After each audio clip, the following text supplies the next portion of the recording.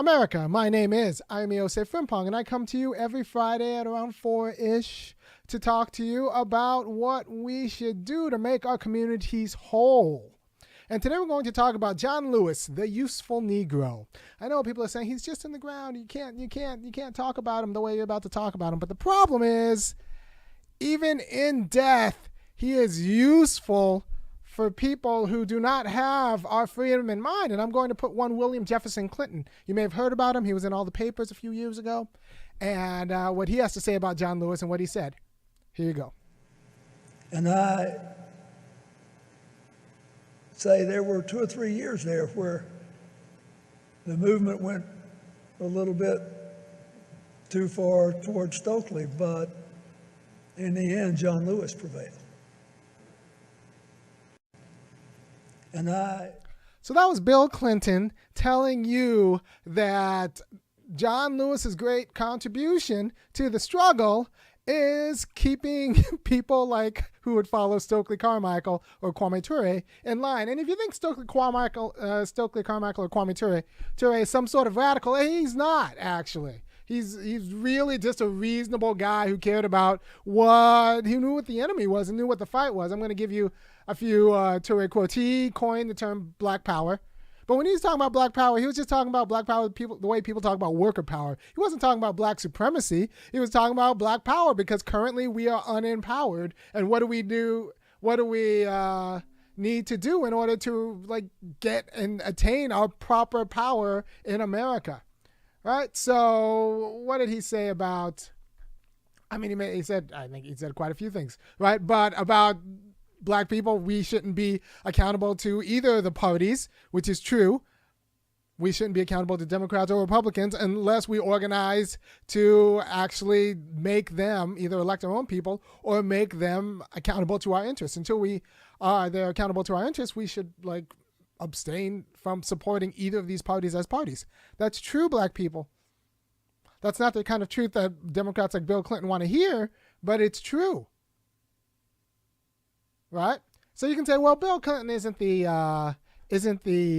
authority on John Lewis or Kwame Ture, but Bill Clinton is the authority on what he needed John Lewis to do in order to blunt the truth of Kwame Ture. Right? So you can say that you shouldn't let Bill Clinton control John Lewis's legacy, but you have to understand that John Lewis's legacy is John Lewis's legacy because of the influence of Bill Clinton. He was a useful Negro for Bill Clinton's projects. Right? So John Lewis did good work in the 60s insofar as he was pushing for the Voting Rights Act and was beaten by cops and, leadership of SNCC. That's no small thing. However, the people before him, Julian Bond was a socialist. Julian Bond was in DSA. And the chairperson after him was Carmichael, who was Stokely Carmichael. The great Pan-Africanist and also the serious person about what Black community uplift looks like in a political sphere, right? But the Democrats picked John Lewis for a reason, because John Lewis was willing to take ownership of the entire civil rights movement and then sell it to them, because you can't sell what you don't own. So you have to be very suspicious of people who take ownership over entire movements, because the movement doesn't belong to any one person. But he took ownership of the entire movement and then sold it to the likes of Bill Clinton. Remember, John Lewis was the one in 92 who praised Bill Clinton for breaking away from the Jesse Jackson type element of the party. Right? So there are a few big problems. One big problem is that Black people in Selma itself are not doing very well. Right? So it'd be one thing if Black people in Selma itself were doing well. But here's the deal about Selma, if you don't know. It's a horrible place to live. It's a horrible place to live. And you can't say that about someone's home. No, the people who live in Selma will tell you that it's a horrible place to live. There's a great piece by Chris Anade on Selma, the City of Slaves, and it pretty much just goes, a great thing happened when Black people got the vote, right? So they voted in a Black mayor in Selma. And do you know what the white factory owners did? moved their factory. So they had a furniture company and they had a candy company, and both of those moved when you got a black mayor because they didn't want to deal with black people in power, right? So that's what happens when you have political power but no economic actual stability or independence. You have a jobless city. So right now, Selma's a dump, right? So the median income, I want to say, is $25,000. That means people are poor.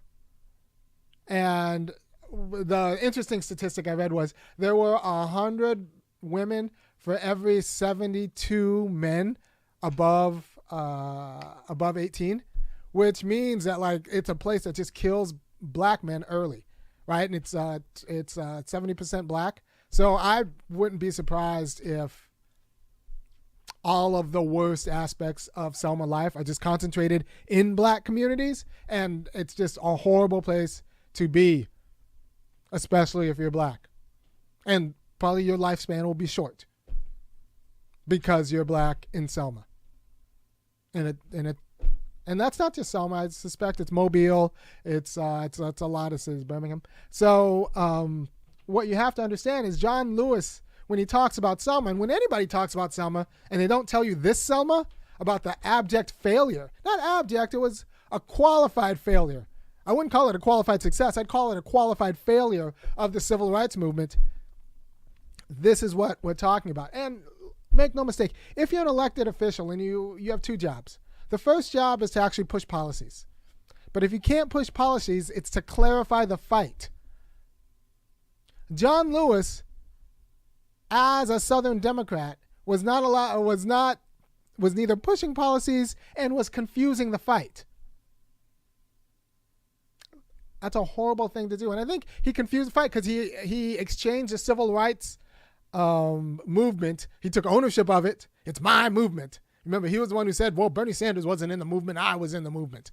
Meanwhile, Bernie Sanders was in Chicago because it turns out there were black people in Chicago too, trying to get them desegregated housing. All right, so John Lewis took ownership of the movement and then sold it, because you can't sell what you don't own. So he had to take ownership of it and then sold it to willing Democratic buyers, and that's how he beat Julian Bond, and that's been his legacy, because he wouldn't ever admit that he focused the movement around his relevance in it. His relevance in it was being brutalized by the police and voting. So the movement became police brutality and voting. But let's be honest, black people, you can vote and not be beaten by the police, but if you don't have a job in this market-based society, you're screwed. You're not even free. You're just some man's tool, and that's the problem, right? So he never actually fought for economic independence because that was just never his fight. And he only fought for the things that would make him eminently relevant, which are voting rights and police brutality, which are fine for what they are. But you can have health care, you can not be beaten by the police, and you can vote and still be horribly degraded because you're living in, you're drinking leaded water and you don't have a job. That's the fight. So he didn't pivot. MLK pivoted, right? Stokely Carmichael pivoted. Julian Bond pivoted. He didn't pivot to economic freedom in a serious way. He was never talking about a federal job guarantee, and you need a federal job guarantee. You need reparations and a federal job guarantee. You need a federal job guarantee to guarantee black people, in a market society, stability, economic stability, because you can't be politically free or free in any way if you're not also economically stable. Here's how that works. I'll just give you the whole argument. All right, so I'll give you the whole argument after the opening. Let me get the opening. To the beat, y'all. Yeah. Sound good to me. Never change the ways for the world or the government. If I was the president, then I would state facts. You leave it up to me, I paint the White House black and ain't no future in your front.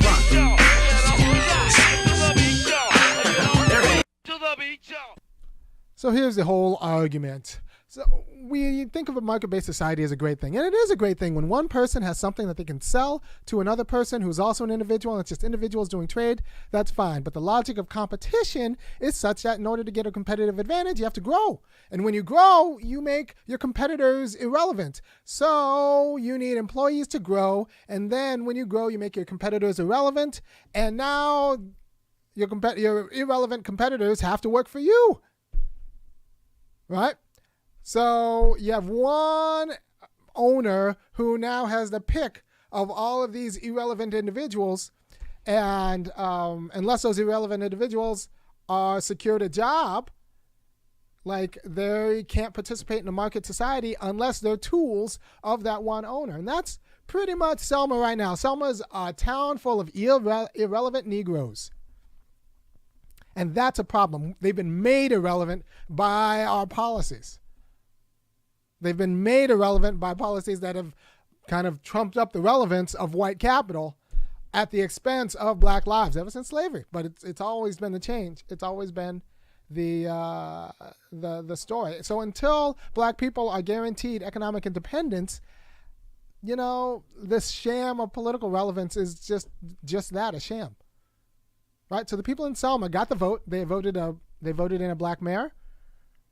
There was a black mayor in Selma. Yay! And the white factory owners were like, we don't want to deal with the black mayor. So they left. And so now the people in Selma have no jobs and a black mayor. I don't know if the current mayor is black, but, they're a voting majority in Selma. So I wouldn't be surprised if it were. But it doesn't matter. You're a black mayor in a town with no capital. And all the jobs fled. Because Alabama's full of racists. And the racist owners who own the capital don't want to move, don't want to have to take orders from a black mayor. And remember, there's a long tradition of this. Woodrow Wilson demoted every black person who worked in the federal government so that they wouldn't be over white people. It's a mass demotion. So there's a long tradition of black people getting demoted or black people having to just go without, because to actually empower them would to put them over white people from time to time. Right? So Selma's a dump right now. Because political power without economic power just changed the shape of their degradation. Right? Because before they were degraded but had factory jobs. Now they are degraded but without jobs. Right? So let's take a look at Black life, because I think this we not only have we not overcome, we might be confused, because this graph is 1968, right? So not only have we not overcome, I'll make it big so anyone watching on the phone can see how much we have not overcome. All right, so this is 1968, 41% home ownership, and in 2018, 41% home ownership. Incarceration almost tripled per 100,000, and black unemployment, I think that's a generous 7. This is nationwide, not Selma, not just Selma. And I think that's a generous 7.5. That doesn't include people in prison working and people who've just fallen out of the labor market. And we know with COVID, it's all just probably worse. The real unemployment is horrendous for black people. But Kwame Ture wasn't confusing people about the fight. Kwame Ture's got this great quote about middle-class existence, about you really shouldn't aspire to be in the middle class if you're anyone, because middle-class existence is tied to white supremacy. So when Trump yesterday actually tweeted out that he's going to protect the suburbs from lower development housing, that's the suburbs were built explicitly as institutions and engines of white wealth through white supremacy or through segregation, because black people couldn't move into those suburbs. So what he's saying is he was going to protect white wealth at the expense of any justice claims of poor black Americans. That's what Trump was saying, right? So the idea that middle-class existence is somehow race neutral, Ture knew, and he was talking about it. It was we shouldn't aspire to assimilate in a middle class that has these that is fundamentally backstopped by racist sensibility. All right? So I'm going to get his exact quote. Give me a second. Thus, we reject the goal of assimilation into middle-class America because the values of that class are in themselves anti-humanist, and because that class is a social force, perpetuate racism. Because you have to understand, the middle class is just as serious about their fight against the wealthy as they are about their distance from the poor. So if you actually care about poor people, you're not trying to save the middle class or assimilate into middle class existence as is. Because middle class is defined by their distance from us.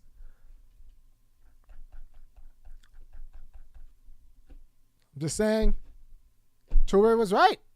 Ture was right. I've changed kind of my thinking about this over the course of years because of the influence of good thinkers like Ture. Not John Lewis. He'll just keep you confused. But Kwame Ture, Stokely Carmichael, yes, he was right. He was right. All right, so Selma's a dump. We don't talk about the whole story about Selma being a dump right now. And I can say this because I'm fully confident that anybody who's watching this, who's been to Selma, is not going to say, like, you leave Selma alone. No, they're going to say, like, yeah, Selma's awful. You know what else is awful? If you ever been to Gary, Indiana, it's not exactly the happiest place on earth. I don't know what story you want to tell yourself. I used to think that Gary was the most depressing place, but then I drove through some of these rural towns in the South, and it's just not a pretty place. Because capital flight is real, capital flight is white, and it's just a bunch of degraded people who've been made degraded in houses falling down around them because deferred maintenance costs money. And there's even a hookworm epidemic in Alabama and some parts of Georgia because to fix a septic system, it costs thousands of dollars. And so when your septic system breaks and you have an absentee landlord, you literally end up walking around in your own feces. And so there's a hookworm epidemic in Alabama because black life is not secured economically. And we can't vote ourselves out of this with just voting Democrats or just voting in general. No, we need policies. We need a federal job guarantee because the private market has never absorbed stigmatized communities at fair wages and working conditions. So you need a federal job guarantee if you're serious about democratizing power and democratizing freedom. And this federal job guarantee has to be doing like public works, fixing, the city, making it livable and clean water and all of that, and, getting class sizes down and making sure old people get their medicines and wellness checks. And like I've said before, if it were up to me, everyone over the age of 65 would get a knock on their door with a videographer, a sound guy, and someone else, and an interviewer to have like 2 hours of their story. This videographer would come twice, once one week, then the next time the next week, and get 2 hours of their story. And it would just be like you turn on the camera and you just let this 70-year-old person talk. That's what you get for turning 70 in America. You get 2 hours, and then that video is placed in the Library of Congress. So we have like a cultural record of everyone's life from their own mouth as a cultural artifact. And you put it in a searchable database, and it would just be 2 hours. You turn on the camera, tell me about the 70s. All right. Tell me about the 80s. All right. Tell me about the 90s. You get 20 minutes a decade, and you just have that as a cultural archive. Do you know what that would do for like the quality of our culture? Just to have that as an archive in the Library of Congress? But, people say, what would you do with a federal job guarantee? That would be one job. That would be one job. So everybody in Selma would be able, if you make it to 65, a lot of black men aren't, would be able to, maybe a black man, we have to do this at 50. But you would be able to tell your side of the story. And that would be the cultural archive of the nation. Because as it stands, the people who do get to tell their side of the story, they might not always have our interests in mind. It might be Bill Clinton. And you could say, well, Bill Clinton isn't an expert on the civil rights movement, but he was an expert on how John Lewis is a useful Negro. He was an expert on Bill Clinton and how Bill Clinton used John Lewis. Just like, do you want to know what Joe Biden is going to say at Jim Clyburn's funeral? I suspect it's going to be some version of, he gave me the entire Democratic nomination for free. He was a great man. That's going to be Joe Biden at Jim Clyburn's funeral. Jim Clyburn's 80 years old. I don't know how long he's got, but I don't know. That's going to be that man's legacy. Say what you want, but These managers have done their job, and white corporate Democrats know what it is. And anyone who's trying to tell you that the vote is, and I put Stacey Abrams in this number. Anyone who's trying to tell you that the struggle is about voting fundamentally misunderstands how to defeat white supremacy and isn't serious about it. They're just looking for a come up, right? Because voting, there's no sneak attack against white supremacy. There's no like, well, now that I got in power through the vote, I finally figured out a way to go at white supremacy. No, you get the vote, but then what happens is like the culture hasn't changed, so you pass policies that nobody's going to enforce. Right? So there needs to be a multi-pronged strategy. I think you need revolutionary liberation theology in churches. I think we need we need a Moynihan report on the white family, because it doesn't do good for people, right? Like the white family is a problem. It reproduces all sorts of dangerous elements in American society. So we need liberation theology in churches. We need a report on the white family to maybe kind of tear it apart and put it back together. It's not like I'm going to take away white families. They're just not going to look like what they've previously looked like, because what they've looked like has been rooted in black degradation.